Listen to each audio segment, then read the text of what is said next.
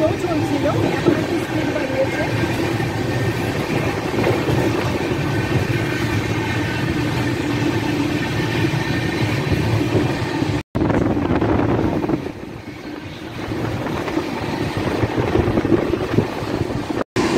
স্পিডে যাচ্ছে, একটা স্টেশন পার হচ্ছে।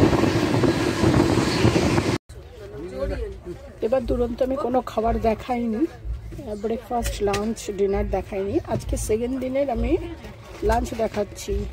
আমরা যেহেতু রুটি নিই না, তাই ডাবল রাইস, আলু ভাজা, ডাল আর ডিম। অলকাদি দুটো ডিম, আমার দুটো ডিম, অলকাদি একটা ডিম খাচ্ছে বলে আমি 3টে ডিম খাবো।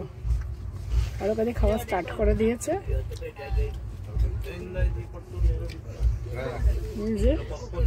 সাইড লোয়ার সিটে বসে আছি, এবার আমি খাবার স্টার্ট করব।